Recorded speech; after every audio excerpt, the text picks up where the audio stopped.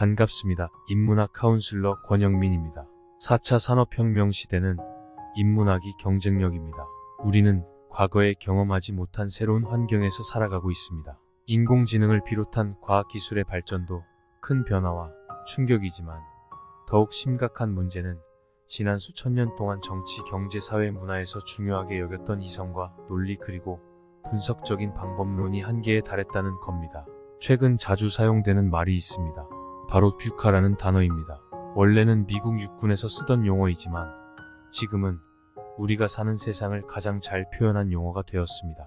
뷰카란 변동성, 불확실성, 복잡성, 모호성이라는 단어 첫 글자의 조합으로 만들어졌는데 이 시대가 마치 전쟁의 상황처럼 정답이 존재하지 않는 모호한 시대라는 뜻입니다. 이런 세상에서 오직 이성과 논리를 고집하면 경영은 물론 모든 영역에서 창의력과 문제 해결력을 마비시키는 결과를 초래합니다. 4차 산업혁명 시대는 그 어느 때보다 통찰력이 필요합니다. 통찰의 사전적 의미는 환히 내다봄인데 통찰은 현재는 물론 미래를 예측 가능하게 만드는 능력입니다. 우리가 흔히 사용하는 단어 가운데 감뒤라는 말이 있습니다. 감은 일이 마무리된 이후에 아는 것이 아니라 사전에 작은 행동이나 사건을 통해서 전체를 읽어내는 능력이라는 말로 동양의 고전 주역의 기미큐라는 말과 같은 의미입니다. 아래 그림은 옷도 제대로 걸치지 않은 죄수로 보이는 노인이 감옥 안에서 젊은 여인의 젖을 빨고 있고 여인의 우측 뒤로는 병사들이 이런 모습을 음탕한 눈빛으로 몰래 훔쳐보고 있습니다. 그런데 정작 이 그림 속 여인은 노인의 행동에 전혀 저항하거나 반항하지 않고 있습니다. 이 그림은 언뜻 봐도 외설스럽게 보입니다. 이 그림은 바로 그 미술의 거장 루벤스가 그린 시몬과 페로라는 작품으로 고대 로마인들의 기억될 만한 행동과 결과들이라는 책에서 모티브를 얻어서 그린 작품입니다. 옛날 로마 시대의 시몬이라는 사람은 죄를 짓고 사형 선고를 받았는데 그에게 내려진 형벌은 감옥에서 굶겨 죽이는 것이었다. 이 노인의 페로라는 딸이 아버지 면회를 갔는데 굶겨 죽이는 형벌이었기에 먹을 것을 일절 가지고 갈 수 없었다. 아버지가 굶어 죽는 것을 참아 볼 수 없었던 딸은 아버지에게 젖을 먹여 생명을 연장시켰고 딸의 효심 덕분에 아버지는 결국 석방되었다. 구글이 2006년에 동영상 커뮤니티 기반인 유튜브의 잠재성을 보고 당시 1조 6천억 원의 거액으로 인수해서 화제가 된 적이 있습니다. 그런데 8년 뒤인 2014년 구글이 실리콘밸리 작은 스타트업 하나를 인수하는데 유튜브의 2배가 넘는 4조 원에 가까운 비용을 지불했습니다. 구글이 이렇게 큰 돈을 들여 인수한 회사가 작은 온도 조절기를 만드는 네스트랩스라는 회사입니다. 정두희 작가는 자신의 저서 기술지능에서 이렇게 말합니다.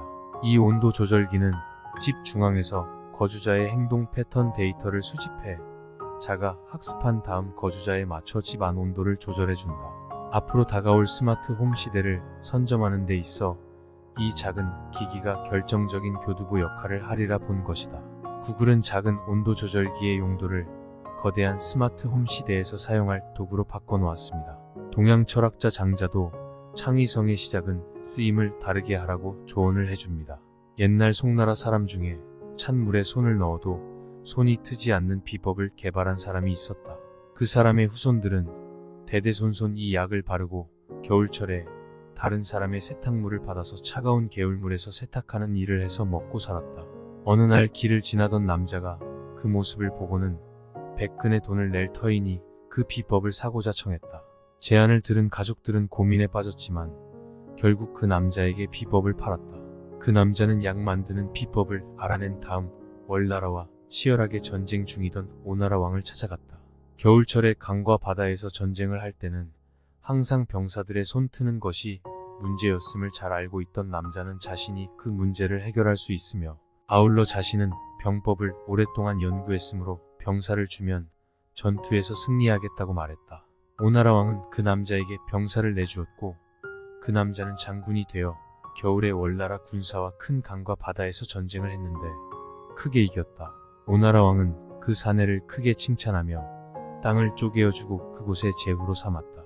손을 트지 않게 하는 방법은 같은데도 어떤 이는 나라의 땅을 봉해받고 어떤 이는 솜을 빠는 일을 면치 못했으니 이것은 사용하는 방법이 달랐기 때문이다.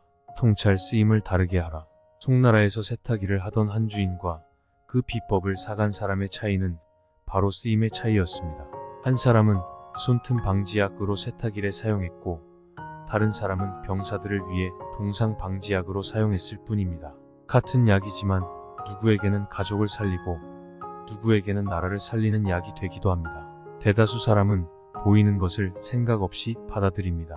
보이는 그것이 자신에게 어떤 의미가 있는지 생각하고 질문하지 않습니다. 이제 부분을 보는 전문가의 시대는 저물었습니다. AI 시대에는 전체를 보는 통찰력을 갖춘 인재가 되어야 합니다. 지금 눈앞에서 일어나고 있는 신호에서 다른 쓰임을 발견하는 통찰력이 있을 때 변화의 시대는 기회로 다가옵니다. 손을 트지 않게 하는 방법은 같은데도 어떤 이는 나라의 땅을 봉해받고 어떤 이는 솜을 빠는 일을 면치 못했으니 이것은 사용하는 방법이 달랐기 때문이다. 본 강의는 강의 현장에서 체험한 많은 경험을 바탕으로 많은 분들과 나누고 공유한 내용을 중심으로 구성했습니다. 인문학 카운슬러 권영민 다음 영상으로 돌아오겠습니다.